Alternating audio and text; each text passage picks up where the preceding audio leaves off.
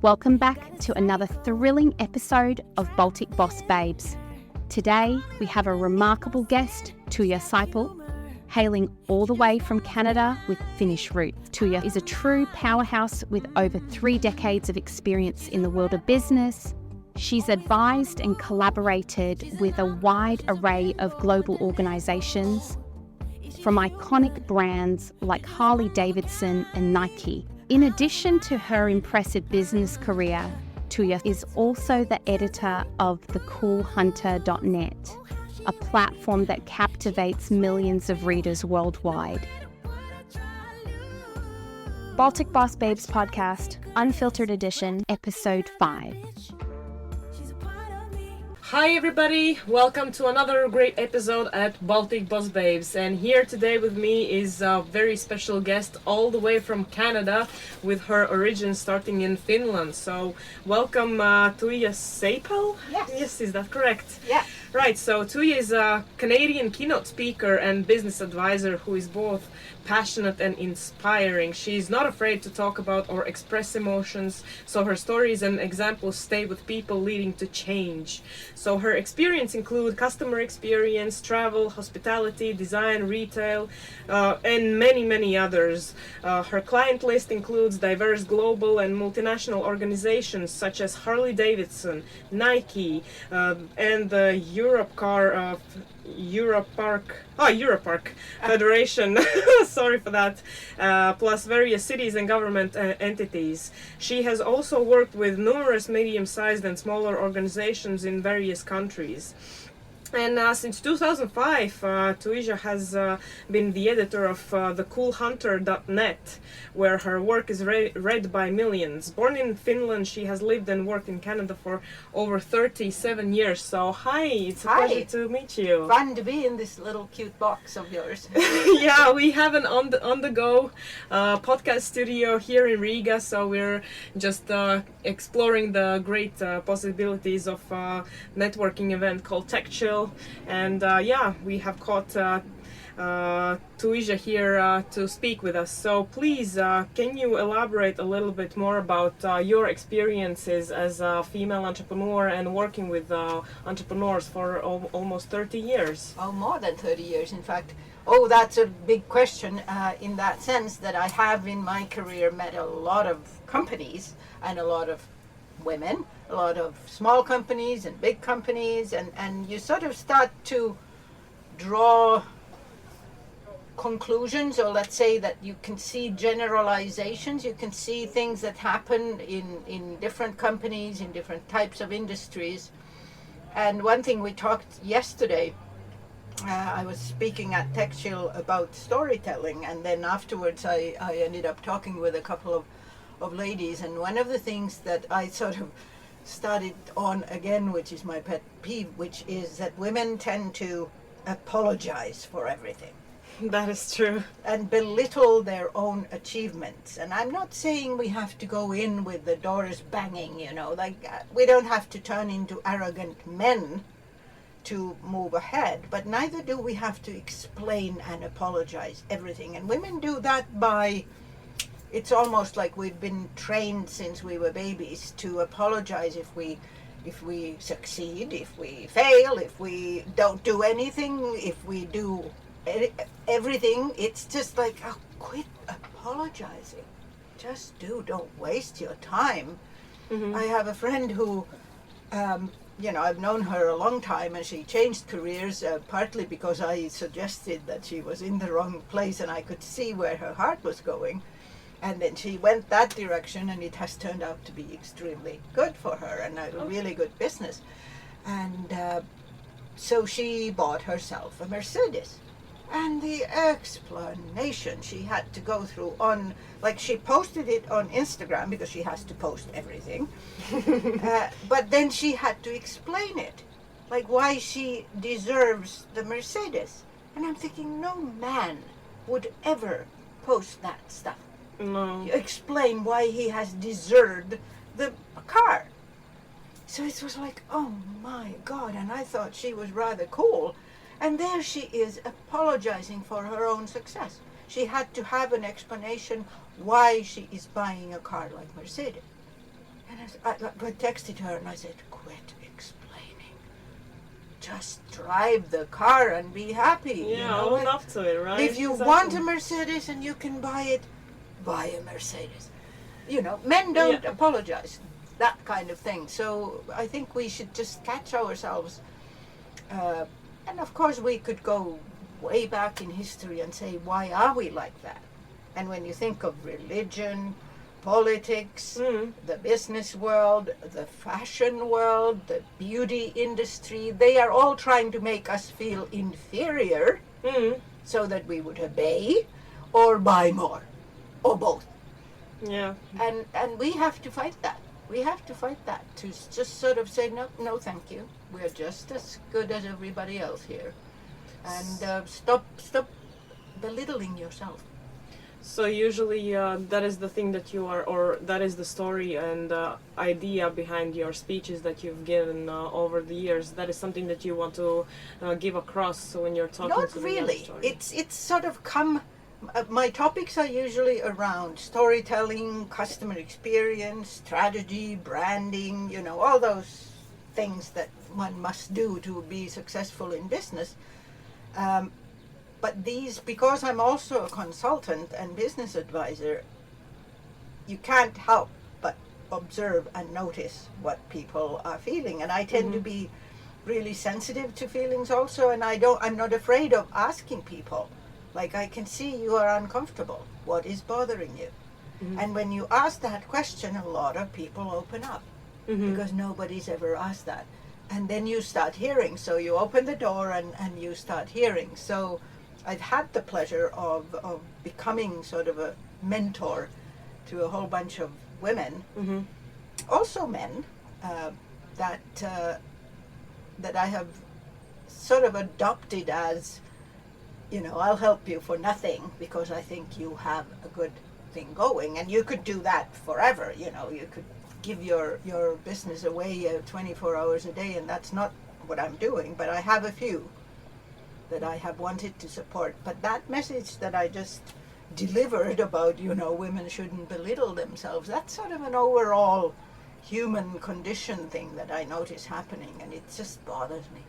Yeah, and it happens all over the world actually. And you can't really pin it to a specific nation, specific geographical locations, or even age. Or religion, specific political. It's all over the place, and it's quite funny if you go back in history. Women themselves were against women, suffragettes and whatever. Yes. It was women who were against it, as well as men. So it's like, oh boy, let's make sure we are not, against each other. Yes. Women have to support each other, and it doesn't mean, like I've said, it doesn't mean that we hate men.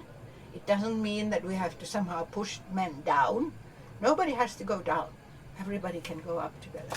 Exactly, yeah. One of the things that we want to do here at the Baltic Boss Babes is to actually promote the equal lifestyle and equal positions of men and women. We don't want to be considered female entrepreneurs anymore. We want to be just entrepreneurs, right? Yeah. Because the men are the same, yeah? Yeah. Nobody's saying, let's welcome this male entrepreneur. No, Yeah, it's always yeah, female entrepreneurs, yeah. right? So why are we differentiating that? So, yes, that's why we are so happy to have you here to share these experiences. And one of the things that we are asking our guests here is what is the most unconventional decision that you have had to make in order to overcome some stereotypes or challenges that you have faced as a female business person? I remember early on, I got into, when I didn't have my own business yet, I for some reason, I guess I showed some sort of promise, and I ended up in all of the companies, and I didn't work for that many. I ended up as a boss, managing something, having a team, managing a department, something like that. And because I was very young, and I looked probably 10 years younger than I was, so none of the men took me seriously. Those who went with the company. And even within the company there were a lot of really, really bad situations, and that's a long time ago. So when I see women now complaining that they are not treated equal. I said, oh, you should have been out there then. That was bad. Men totally categorically decided that because you were a female, you could be pinched in the bum, or things could be said about you, or, you know, at the end of the business trip, you know, there they are behind your hotel room door, you know, knocking, trying to get in. It's like, what exactly are you trying to do here? So, you know, if I went Me Too, there would be a lot of names I could name, but that's not the point. The point is that things have changed a lot. And what I decided then was that it's them who are weak, not me. It's them who were afraid of me. It's them who didn't know what to do with this young, smart female. They were the ones who didn't know what to do with it. I knew what to do with these old farts. So it was sort of like, okay, that's a strength actually. They are showing their weakness and they are showing their fear.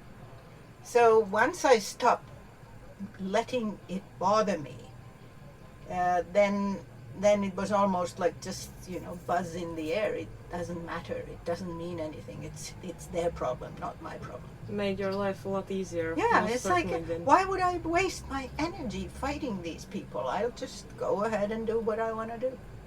So basically what you're saying is that that could be some sort of a strategy to actually deal with these kind of problems, because I suppose that there are still females and women out there that are in leadership positions and they're not taken seriously. Yeah. Like just recently I had a conversation with a woman from Turkey, and she said that she's also in a management position, and there she feels really belittled and not taken seriously at all. So it would be actually very beneficial for her to actually look at this from a mirror perspective, that, you know, they are actually showing what they are afraid of and insecure about, because you are in the management position and they are somewhere beside you or even beneath you. So it's fear. And then it's this like, what will the world come to, you know, if women start running the show? It's like, well, let's see. I'm hoping that the women will make sure the world is a better place and not as bad as it has been. What I'm most afraid is that women try to be like men, and continue the wars and the discrimination and the nasty battles that people fight in the business world too. Like, let's not do that. Let's make a difference. And I'm not saying we should all be nice and happy and da because we are women. No, but we have that capacity. Biology has given women empathy as a capacity, more of an emotional openness. Let's use that to our benefit, and let's not let the fearful men go into that place. It's our place. We know what to do with that. Just ignore them. Don't give them your time. That's my advice. Brilliant. Actually, one of the Harvard Business School researchers showed that women tend to be better leaders than men, exactly because of the empathy and more emotional approach to solving problems. So, and their co-workers actually feel like they can confide in their female leaders because they are more understanding, and that actually leads to solving problems a lot faster and more not convenient. I'm forgetting the words. Sorry guys, my English is not my first language. It's good. So I mean, but the thing is too that it isn't about who is better. It isn't about women are better leaders or women are better whatever. It is about use all of the talents you have and all of your abilities. And one of the abilities we females tend to have more of is the emotional capacity and empathy. And it can also be a problem. If you are too empathetic, then you become the weeping willow where everybody brings you their problems, and suddenly you are a social service rather than a business. And that's not where you need to go. So there's a balance between understanding the human needs and sensing what people in the room are feeling, which is a good thing, and as opposed to just becoming the, you can come here and weep all your personal problems. People are in charge of their own problems. It's not your problem. It's not your boss's problem or job to solve your personal issues. True. I don't believe that. I think we should all handle our own lives. And it doesn't mean that workplace and home is somehow, there's an iron wall between those two things. But neither should they become a chatting club that nothing kind of moves ahead and gets done. It's still business. So there's a balance. But I think women should just not be afraid of using their emotional abilities. Yeah, I agree. So, like, you have worked with over 20,000 or even more entrepreneurs. So, what are the biggest challenges that they face in their journeys? Like, one is that belittling and not being taken seriously. So, what are maybe other challenges that they're facing, and what maybe you have some story that you could share about how they overcame that? I think one of the things I see a lot, and perhaps even more with women, is that especially in this startup world, when it's all, there's a lot of money out there and you want the money and you need the money, and you're trying very hard to sort of appeal to the people who invest. And that was something I talked about at TechChill here today and at the Creative Business Network Latvian Nationals, where I was a judge earlier today, was how to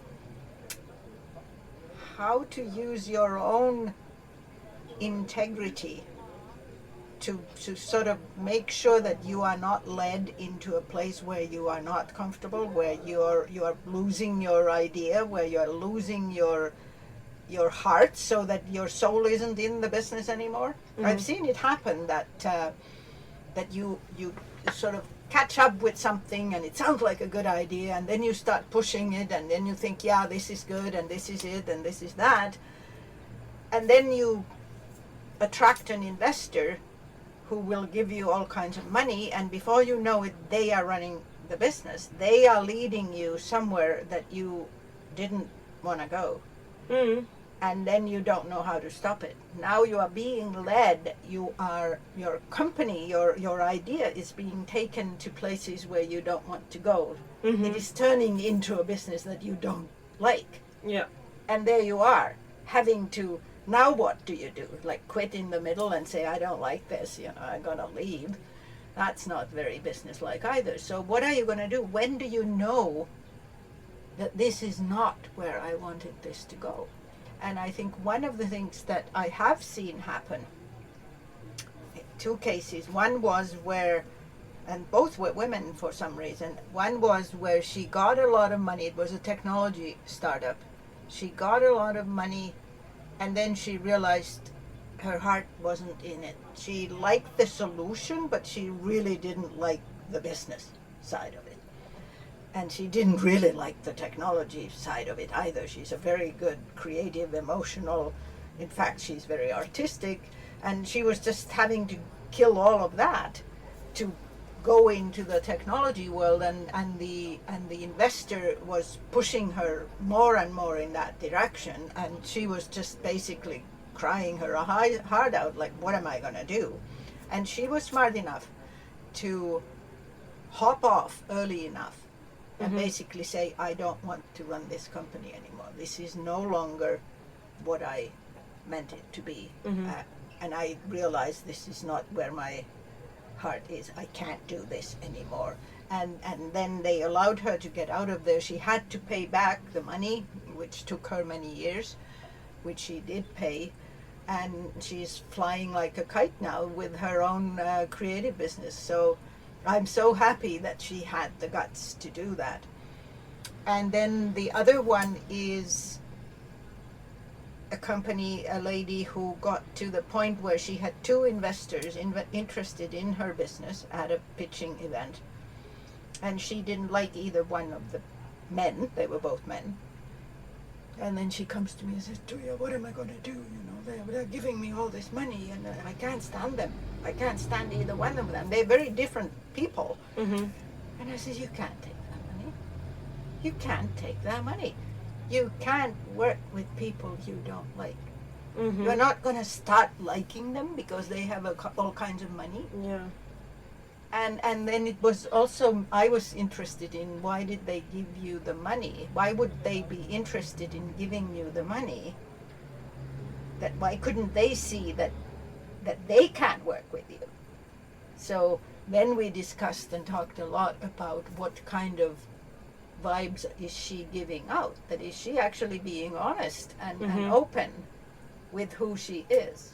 Because if you are attracting the wrong kinds of people all the time, then you are probably not being yourself. Yeah, then there's something. Because the forest tends to answer the way you yell into it. So I tend to tell people to just be really honest. Don't kill yourself. Don't hide yourself. Don't apologize. Don't think you have to be something else. Because it's everybody else is taken. That's an old cliche, you know. Everybody else is already taken. And the other thing, it's really tiring to try to be something you are not. It doesn't mean that you shouldn't push yourself. It doesn't mean you shouldn't go to the discomfort and uncomfortable areas and force yourself to take some risks and all that. But you still have to know when your heart is hurting, when this is not right. I don't like this. If you go home or finish the online meeting or a real meeting and you just don't feel right, trust that. Trust it. Trust it. Because it will come back as health problems, relationship problems, just basic unhappiness, you know, addiction, all kinds of things, you know. You will pay for it. You will pay for it if you sell your soul.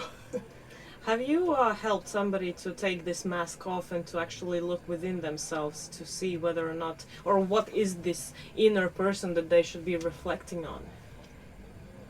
Yes. And it's something, you know, I'm not a psychologist,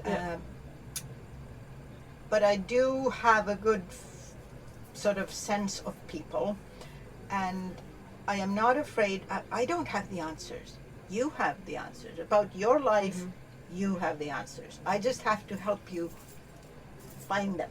So it often is about just opening the door and asking the question, just observing and saying, I do see you don't look comfortable. There's something that's bothering you. What is it?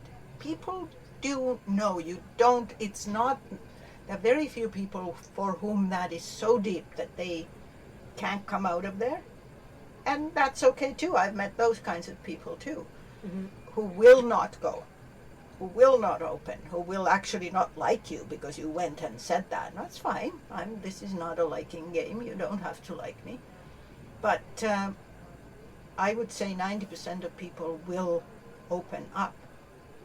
And then it isn't about me being their babysitter. It's almost like just once you've opened the door, then now there's no way of putting the you know, water back in the bottle. It's out now.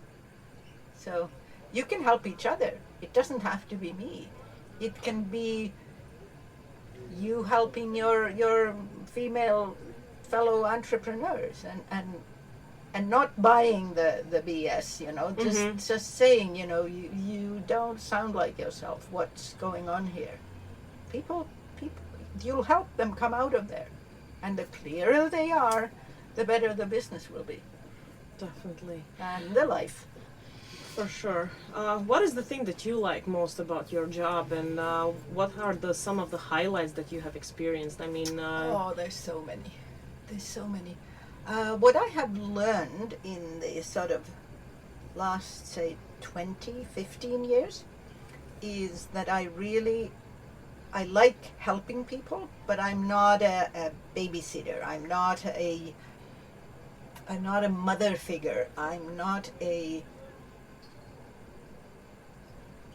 I don't have children, and it's a choice, but it's also sort of one of those, you know, I figured out I was 37 and had forgotten to have children, and then the man I had in my life, who is still in my life, already had 4 children, so it didn't make any sense to start having babies, so babies didn't happen.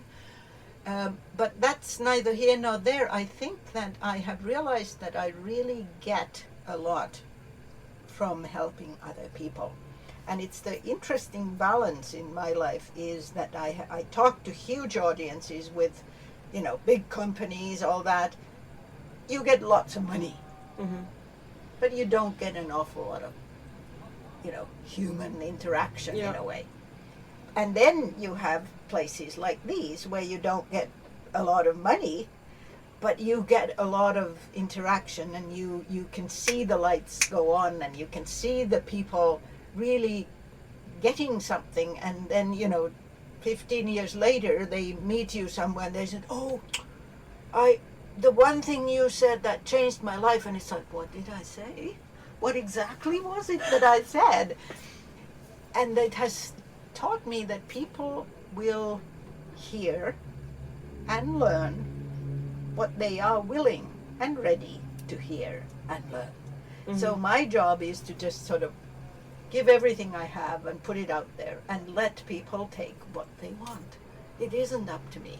So there's a lot of highlights. There's been some crazy days in my life. There was one which it actually ends in a beautiful story, because I live in Vancouver, so that's by the Pacific Ocean, way the heck out on the other side of the universe. So I've flown to Helsinki. I'm giving a presentation at a big event at the Helsinki Fair Center in the morning at 8 a.m. Huge big audience of payment businesses. Then there's a limo waiting out the door, driving me to the airport in Helsinki. I board a Finnair plane, first class, to New York. There's a limo waiting me at the JFK, driving me to Soho, to the club, where it's during the New York Fashion Week, where my client is waiting, and I have makeup, I shower, makeup, get dressed, and I have exactly 20 minutes before my presentation that evening in New York starts. And it's just like, it's the craziest day of my life. And it was so funny because I told the other company, the one that was in New York, I said, I can't do that. I'm in Helsinki in the morning. And he said, yes, you can. We've checked. There's a flight coming. And I said, well, from JFK to Soho, it can take all kinds of time depending on traffic. Yeah. And they said, yes, we get the best driver, and if you don't make it, we will still pay you. Okay, these people are crazy. Plus, it was an interesting client. It's led to a lot of new business. But the funny thing was that it all went really well. There was a little fashion, makeup people reception at the end. There's tons of people on the rooftop, and dancing and stuff. And I'm so tired that I can hardly stand up. So I told one of the ladies from the organizing company that could somebody walk me into my hotel. I said, I can't walk alone anymore. I can't trust myself that I actually find it, although I knew it wasn't far. And I didn't want a cab. And she said, yeah, I'll walk with you. She walks me into the hotel. I check into my room, fine first class hotel. And I sit on the bed, and I am absolutely livid, like I'm angry. Like the reaction I have, which is totally contrary. I should be so happy because I made it. I have 2 clients that are happy. I made it. I'm still alive. And I felt so aggressive that it was like I'm going to break something, like punch the pillow or break the TV or, slam the door. I didn't do anything, but I had put the do not disturb sign outside my door thinking that, I've done my job, leave me alone. So I'm sitting there sort of pondering and knowing that it's adrenaline that is coming down. That's why I'm so pissed off and unhappy, although I should be like so happy. And then somebody knocks at the door, and I'm thinking, some idiot can't read. It says, do not disturb. So I thought, I'm going to walk at that door and I'm going to punch whoever is there. I'm going to can't you stupid idiot, can't you read? Going there in my bathrobe, opening the door, and there stands these 2 long legs and a huge bunch of flowers. so big that I can't see the upper part of the person. And I said, okay, what have I done now? And he was the piccolo from downstairs, and he said, obviously something very good, because your client said they insisted I bring it to you now. And it was from that evening's client. Thank you for, doing it for them and whatever. And then I sat down and cried. Then the whole thing came out. Why I'm telling this story is that sometimes it was total madness to agree to do it. And although there was a lot of money involved, no amount of money can sort of compensate the wear and tear that you get from traveling like crazy and pushing yourself, and eventually your body will start complaining. I'm lucky to be really healthy and never had any health problems, but it was just neat to see how you can push yourself, and then you're so high up that you are actually angry when you should be, like your emotions diverse themselves. And then when the flowers came, then I was just sitting there and weeping and weeping and weeping, and that helped me sort of get rid of the adrenaline, and then I slept like a baby for the next 16 hours. So. Oh, that's beautiful. But that was a neat example. I haven't had a day that crazy. I've had many crazy days, but not that crazy, and those kinds of distances. And then I also met a person at the reception that evening who's become a really good friend, a female, really interesting background. We've just become really good friends in that when, we talked for 20 minutes, then she texted me the next day and said, you're in my town, I'm taking you to lunch. And it started a beautiful friendship, so I thought I even got that out of it. So be open. Fabulous. Be open. Be open. The world will give you all kinds of good things. The world is not a threatening place. Yeah, you just have to be open to it. Yep. For sure. Well, I think this is the most time that we have today, and I mean, I think we can finalize our podcast episode with this wonderful story. It definitely left me almost in tears. I don't know how about you guys, but yeah. Crying is good. Always, right? It lets the boo-hoos out. Yeah. Yep. But yeah, thank you so Thank much you. for being here with us, and I hope you guys enjoyed the episode as well. I mean, we are coming back next week with another, in 2 weeks that is, we're coming back with another great story, and then see you in 2 weeks. Bye! Thank you so much for joining us today. This episode of the Baltic Boss Babes podcast was brought to you by our supporter Workland co-working space across the Baltics. Tune in again in 2 weeks for another exciting and enlightening discussion. Don't forget to subscribe to the podcast and follow us on Instagram and LinkedIn at Baltic Boss Babes for updates and behind-the-scenes content. Stay safe, stay curious, and keep on innovating.